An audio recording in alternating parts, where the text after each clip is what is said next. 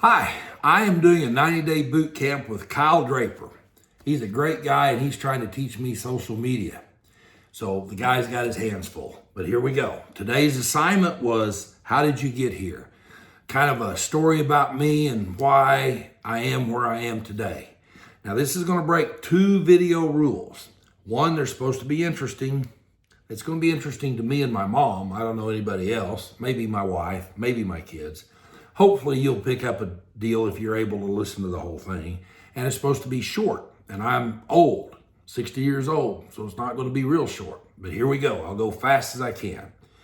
Born in Cortez, Colorado in 1960. 5 years later, my mom and I moved to Boise City, Oklahoma, where she met and married Lloyd McDaniel. He went by Red Mac. When they got married, I inherited 4 step siblings, Donnie, Stan, Karen, and Lisa. And then 5 years later, my little sister Kim was born. So grew up in Boise City. The best thing about growing up in Boise City is you learn to work hard.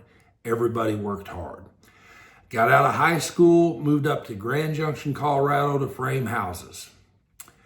Moved back to Amarillo, Texas to frame houses and started living and working with my new stepbrother. My mom had gotten divorced and remarried.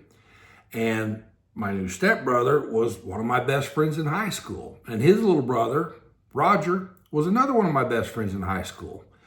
So their dad, Vern, he treated me just like a son. So, I hear all the time about how people don't have any good male influence in their life.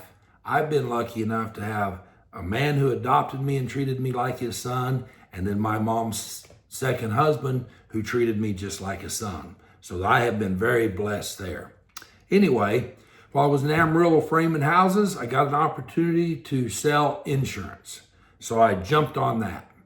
And I got married then between all this stuff and had a stepson named Jody.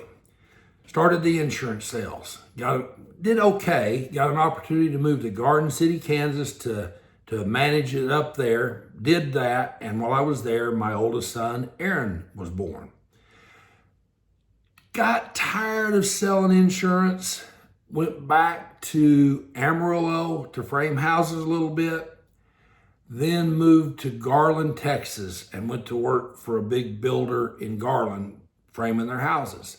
At that time, Nathan, my youngest son, was born.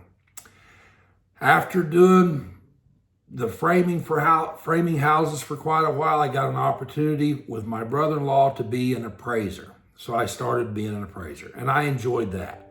But I'm a 2-finger typist, so it took me a long time to churn out reports, so I didn't make as much as I could have. One day when I was delivering appraisals to the mortgage company, the processor said, "Hey, you should think about doing this. Your personality fits that." Now, I'm assuming she meant I had a good personality. Who knows? I'm running with the good personality part. So I said, "Well, how much does a loan officer make?" And she said, "Straight commission." I go, "Oh, that's kind of scary." She said, "Well, how much do you make as an appraiser?" Remember, my 2-finger typing. I said, "Okay, maybe I should give this loan officer thing a shot." And so I started back in October of 1992. So I've been doing this for 31 years. The thing that I like about it, as silly as this sounds, the satisfying part is seeing how happy people are when they close on their homes. Even if they're not a first-time home buyer, it's a stressful situation. So if you do a good job and you take care of them and it closes on time and they've cried minimal times, you're a hero. And I love it. Makes me feel great. The best thing that for me right now in my business is I am sometimes doing loans for great grandchildren of people I did loans for in the 90s. And that's pretty cool. There was one month several years ago that I was doing a loan for granddad, dad, and son, all 3 closing the same month. That was a blast. So there's my story, and I'm sticking to it. Thanks for sticking through this whole thing. Have a great day.